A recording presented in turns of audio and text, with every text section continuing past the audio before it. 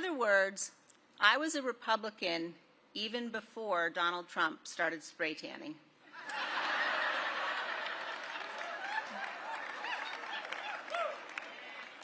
I am a Ronald Reagan conservative. I believe in limited government. I believe in low taxes. I believe in a strong national defense. And I believe that the private sector is the engine of growth of our economy. I believe that the family, and not the government, is the most important structure in our society.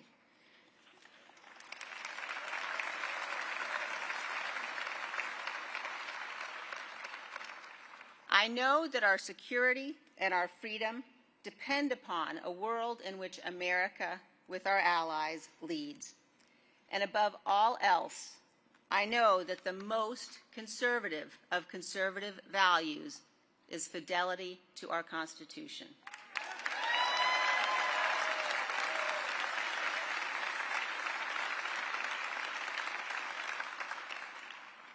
I tell you, I have never voted for a Democrat, but this year I am proudly casting my vote for Vice President Kamala Harris.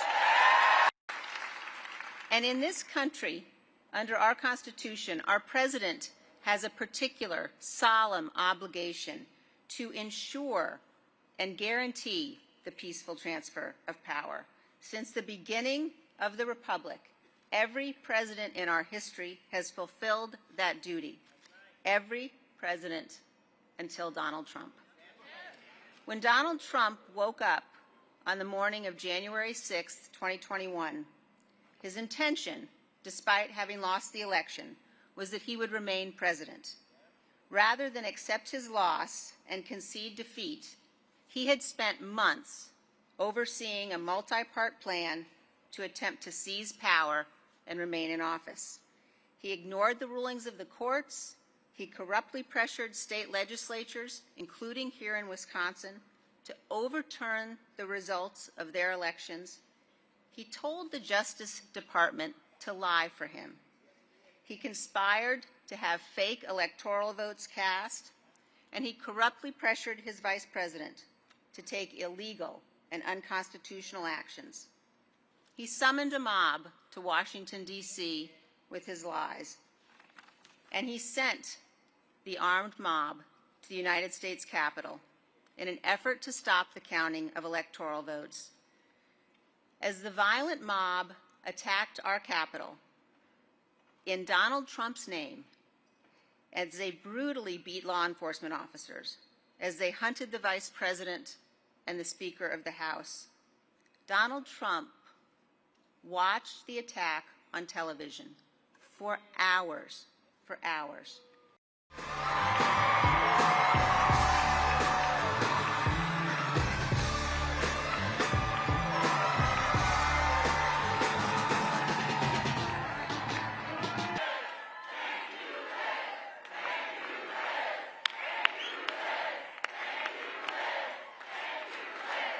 We love our country, and that really is the binding factor in us all being together and taking the time to be together to really just renew and remind everyone of what is at stake, but born out of love that we have this fight. And I want to thank you, Liz Cheney, for reminding us that regardless of party affiliation, is a factor that binds us all. But she has also been an extraordinary national leader and has served with great honor.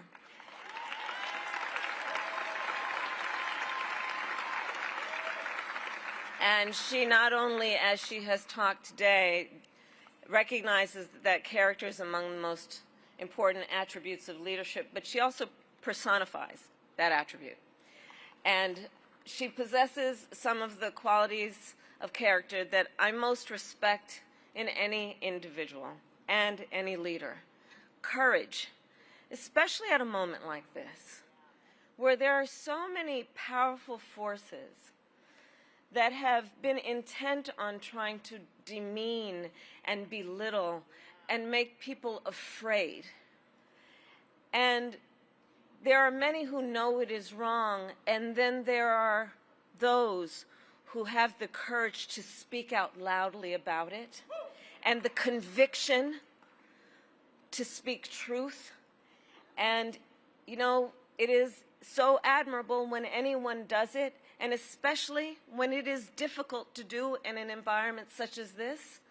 But Liz Cheney really is a leader who puts country above party and above self, a true patriot, and it is my profound honor to have your support.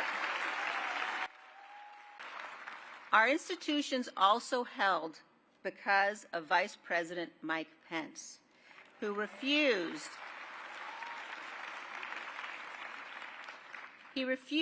to violate his oath to the Constitution. And that is why Mike Pence is not Donald Trump's running mate today. Instead, J.D. Vance is on the ticket. Vance has said, that's true. Vance has said repeatedly that he would have done what Donald Trump wanted, that he would have rejected electoral votes. He would have thrown out the votes of the people of Wisconsin because he didn't like the way that you voted. That is tyranny, and that is disqualifying.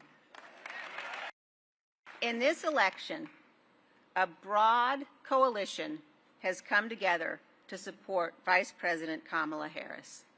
Now, we may disagree on some things, but we are bound together by the one thing that matters to us as Americans more than any other, and that's our duty to our Constitution and our belief in the miracle and the blessing of this incredible nation. We have a shared commitment as Americans to ensuring that future generations live in a nation where power is transferred peacefully, where our leaders are men and women of good faith, and where our public servants set aside partisan battles to do what's right for this country. So today I ask all of you here and everyone listening across this great country to join us. I ask you to meet this moment. I ask you to stand in truth, to reject the depraved cruelty of Donald Trump. And I ask you instead to help us elect Kamala Harris for president. Well, listen, I believe that anyone who recklessly tramples on our democratic values, as Donald Trump has, anyone who has actively and violently obstructed the will of the people and the peaceful transfer of power, as Donald Trump has, anyone who has called for, I quote, termination of the Constitution of the United States, as Donald Trump has, must never again stand behind the seal of the President of the United States. There is actually an honest question about whether one of the candidates will uphold the oath to the Constitution of the United States. That is the tragic truth of this election, that this is actually an honest question. Through all my decades in law enforcement, I never asked a victim or a witness, are you a Republican or a Democrat? The only question I ever asked was, are you okay? And that is the kind of president we deserve, and I pledge to you that is the kind of president I will be.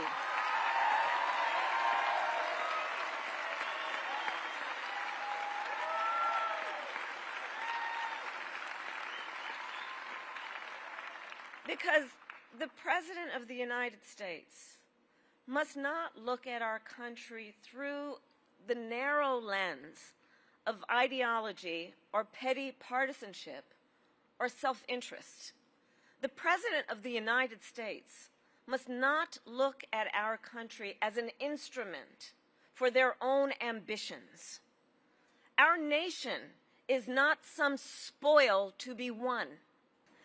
And we know that our oath to uphold the Constitution of the United States of America is a sacred oath, an oath that must be honored and must never be violated.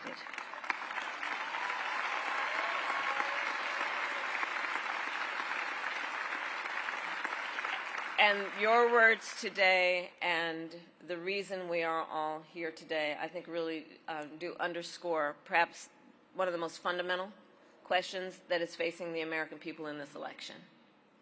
Who will obey that oath?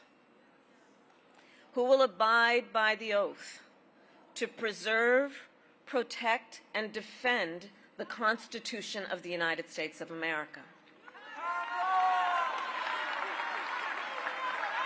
I have had the privilege.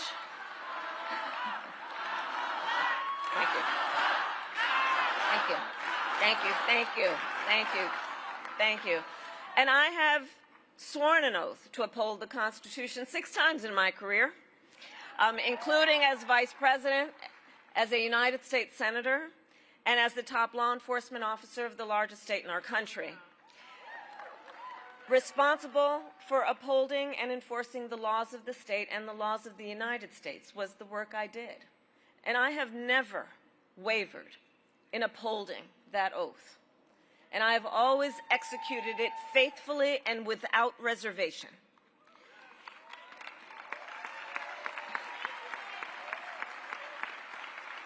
And therein lies the profound difference between Donald Trump and me. He who violated the oath to uphold the Constitution of the United States of America. And make no mistake, he who, if given the chance, would violate it again. Donald Trump lost the 2020 election.